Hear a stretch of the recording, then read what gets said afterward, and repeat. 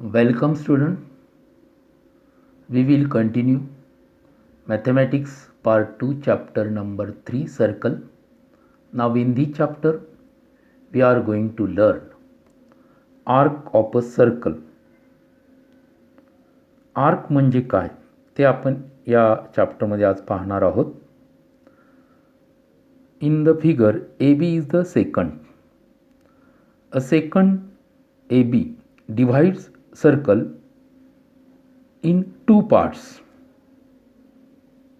and the common points of the circle and the secant called the arc of the circle. आता पहा second ए बीमुळं सर्कलचे जे दोन part झालेले आहेत, एक पार्ट हा आहे ए एक्स बी आणि दुसरा पार्ट आहे ए वाय बी. त्या प्रत्येक पार्टला आर्क ऑफ द सर्कल असं म्हणतात.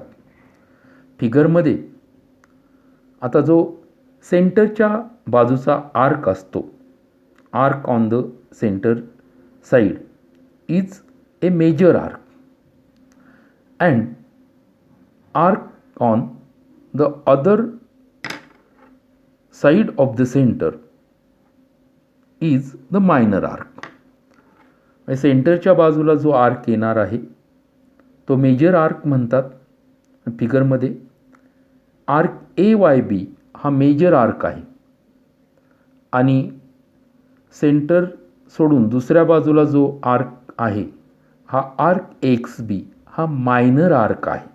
परत लक्षात घ्या, आर्क ए वाय बी हा मेजर आर्क आहे सेंटर साईडचा आणि नॉन सेंटर साईड म्हणजेच आर्क ए एक्स बी हा मायनर आर्क आहे. आता नेक्स्ट कन्सेप्ट पहा, सेंट्रल अँगल. फिगरमध्ये O is the centre of circle and angle A O B हा जो आहे तो सेंट्रल अँगल आहे. म्हणजे O is the vertex of the angle and O A and O B its side. मग central angle म्हणजे काय? If the vertex of an angle is the centre of the circle it is called central angle. म्हणजे अँगलचा vertex हा सर्कलचा centre असतो, त्यावेळेस त्या अँगलला central angle म्हणतात.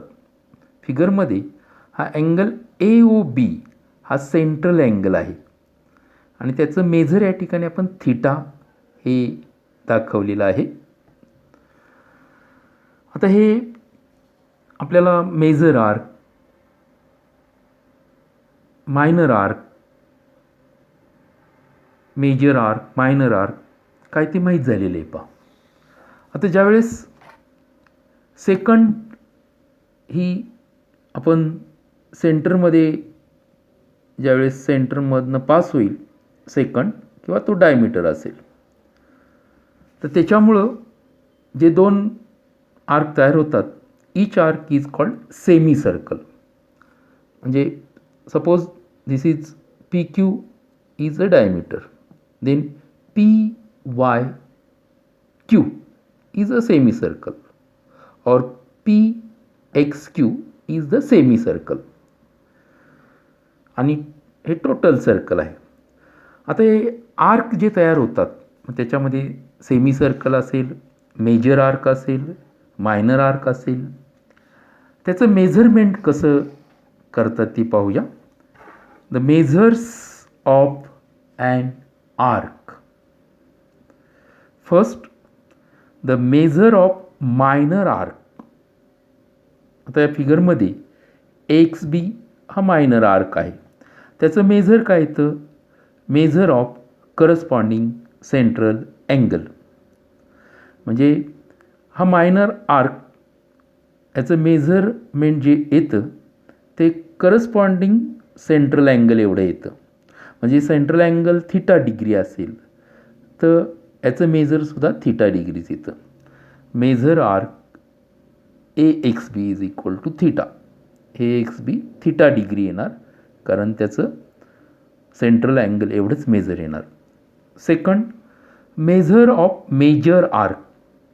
तर फिगरमध्ये हा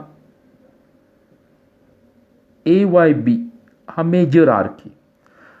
त्याचं मेजर करताना 360 degree minus measure of corresponding minor arc. म्हणजे याचं मेजरमेंट फाइंड करताना 360मधनं हा करस्पॉन्डिंग मायनर आर्कचं मेजर मायनस करावं लागेल पहा. म्हणजेच फिगरमध्ये हा AYB हा मेजर आर्क आहे, म्हणून measure of arc AYB is equal to 360 minus theta. म्हणजे याचं जे थिटा येतं ते मायनस करावं लागेल. आणि मेजर ऑफ सेमी सर्कल, हे सेमी सर्कलचं जे मेजर असतं ते 180 डिग्री असतं पहा. Measure of semi circle is 180 degree and measure of circle is 360 degree. हे मेजर आपल्याला एक्झाम्पल सोडवण्यासाठी लक्षात ठेवायचे आहेत पहा. Now next point is congruence of arcs. Arcs हे कॉन्ग्रुअंट कधी असतात? Two arcs are congruent if their measures and radii are equal. दोन आर्क्स कॉन्ग्रुअंट कधी होतात? ज्यावेळेस त्यांचं मेजर इक्वल असतं आणि त्यांच्या रेडियस इक्वल असतात. आता यामध्ये फिगरमध्ये हा arc DE is congruent to arc GF. कारण का? डीचा सेंट्रल अँगल आहे DCE, करस्पॉन्डिंग सेंट्रल अँगल आहे DC. त्याचं मेजर 40 डिग्री, म्हणून आर्कचं मेजरसुद्धा 40 डिग्रीच येणार. दुसरा आर्क आहे GF, त्याचा करस्पॉन्डिंग सेंट्रल अँगल आहे GCF. सेंट्रल अँगलचं मेजरमेंट 40 डिग्री आहे, म्हणून त्याचा करस्पॉन्डिंग हा जो मायनर आर्क आहे तो सुद्धा 40 डिग्रीचा येणार. म्हणजे हे आर्क DE 40 डिग्री आहे, आर्क GF 40 डिग्री आहे, म्हणून ते कॉन्ग्रुअंट होतात. म्हणजे त्यांच्या रेडियस आणि त्यांचं मेजर हे इक्वल असावं लागतं, म्हणजे ते दोन आर्क्स कॉन्ग्रुअंट होतात. फिगरमध्ये arc DE is congruent to arc GF, कारण त्यांचे मेजर 40 डिग्री आहेत आणि रेडियस इक्वल आहेत.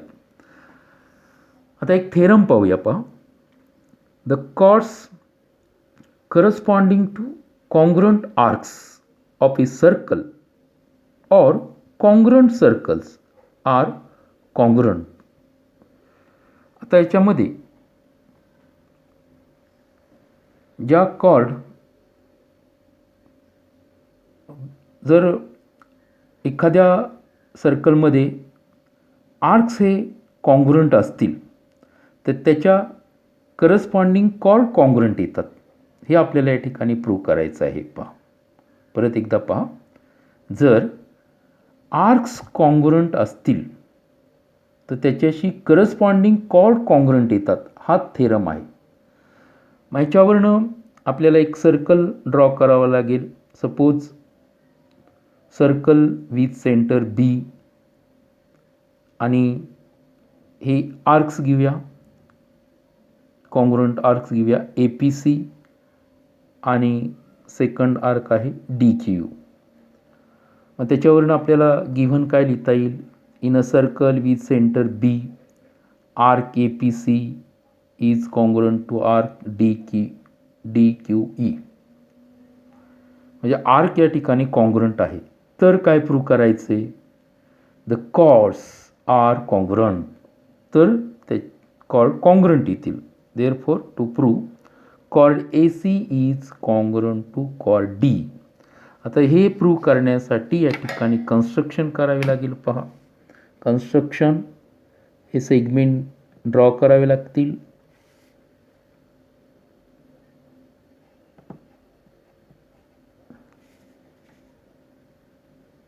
म्हणजे त्या ठिकाणी दोन ट्रायंगल्स तयार होतील पहा. हे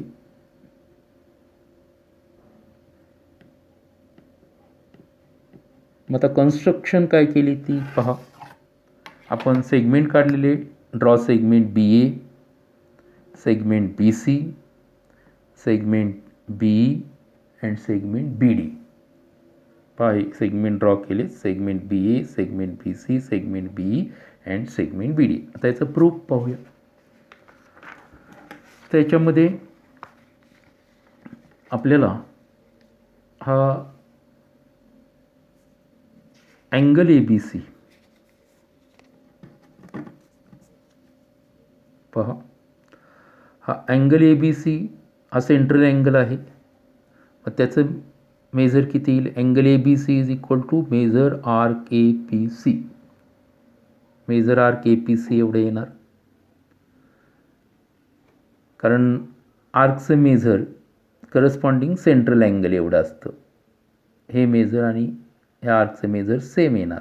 तसंच angle D B E, angle D B E central angle आहे, करस्पॉन्डिंग मायनर आर्क आहे टी क्यू ई, म्हणून angle D B E is equal to measure arc D Q E. काय रिझन देता येईल? Definition of measure of an arc. जेवढं central अँगलचं measure असतं तेवढंच करस्पॉन्डिंग मायनर आर्कचं मेजर असतं. पण आपल्याला हे गिवनमध्ये दिलेले आहेत, हे आर्क्स कॉन्ग्रुएंट आहेत. Arc A P C congruent to arc D Q E. Arc congruent आहेत म्हणजे त्याचं मेजरमेंट सेम आहे. Therefore measure arc A P C is equal to measure arc D Q E. आता measure arc A P C म्हणजेच काय आहे? Angle A B C. Measure arc D Q E आहे angle D B E. या ठिकाणी हे measures आपल्याला माहीत आहेत. Suppose this is equation 1. नाव consider this two triangles, triangle A B C and triangle D B E. हे दोन ट्रायंगल आता आपल्याला कॉन्ग्रुएंट दाखवता येतील. कारण का पहा, segment A B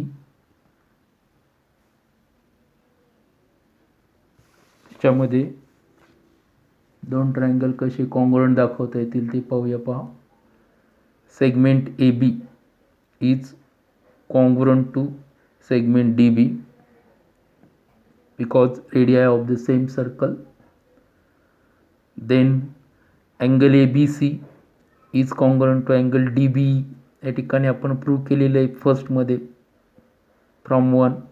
and segment B C is congruent to segment B because radii of the same circle.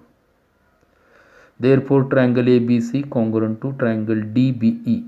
SAS test येणार आहे पहा, side angle side test of congruence. आता दोन ट्रायंगल कॉन्ग्रुएंट झाले की त्याचे रिमेनिंग पार्ट कॉन्ग्रुएंट येतात. आपल्याला या ठिकाणी हे प्रूव्ह करायचं होतं पहा, chord A C congruent to chord D. म्हणजेच या ज्या कॉर्ड आहेत ते त्या ट्रायंगलच्या सेगमेंट आहेत. Therefore segment A C is congruent to segment D. Segment म्हणजेच chord, therefore chord A C is congruent to chord D. आता हा जो थेरम पाहिला त्याचाच कॉन्व्हर्स आहे दुसरा theorem. Corresponding arcs of congruent chords of a circle और congruent circles are congruent.